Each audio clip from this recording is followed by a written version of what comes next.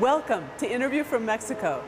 I'm Laura Carlsen, and I'll be your host as we look at cutting-edge issues in Mexico with the men and women who know them best, from art to politics, here on teleSUR.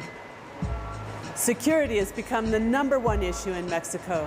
With the cases of the massacres in Ayotzinapa and Tlatlaya, there are protests on the streets, and the issue is back on the front pages. Billions of dollars have been spent on security, and yet the situation just seems to get worse.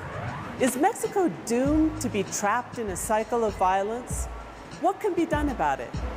To talk about these issues, we're very fortunate to have with us today Professor John Bailey. John is an emeritus professor at Georgetown University in Government and Foreign Service.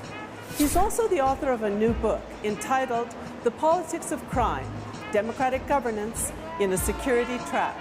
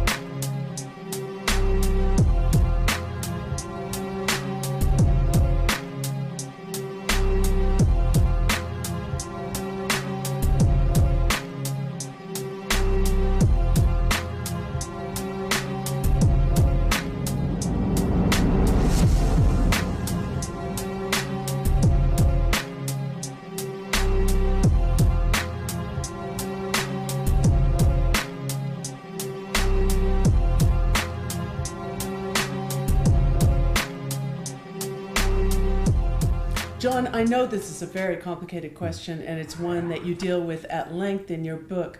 But what is the security trap that Mexico is caught up in, beyond the fact that it's obvious that they can't resolve the ongoing security problems? Well, it's a concept which is low equilibrium. The forces of crime, corruption, violence, impunity interact amongst themselves, socially, with civil society, with the economy. And they are stronger than the forces that are trying to reform the system. So it's kind of a metaphor, it's kind of an image of low equilibrium. And Mexico, there are alliances of reformists, but there are alliances of very negative actors as well. And it's an ongoing struggle. And Mexico, the issue is, how will this struggle work itself out?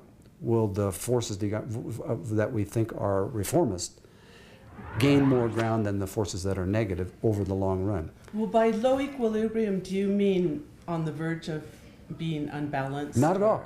Not at all. It's low equilibrium is when you and I have the expectation that the transactions that we do with government, some percentage are going to be corrupt. And so we simply operate in that world. And on the street, we have the expectation that there's a certain amount of insecurity, and we just adjust and operate to do what we can. Societies exist, economies flourish, investments come, but it operates at a low equilibrium in which the people learn how to cope to protect themselves. But a high equilibrium can be much more productive and much less insecure and much more democratic and much more effective. So a high equilibrium would be where there's much more predictability and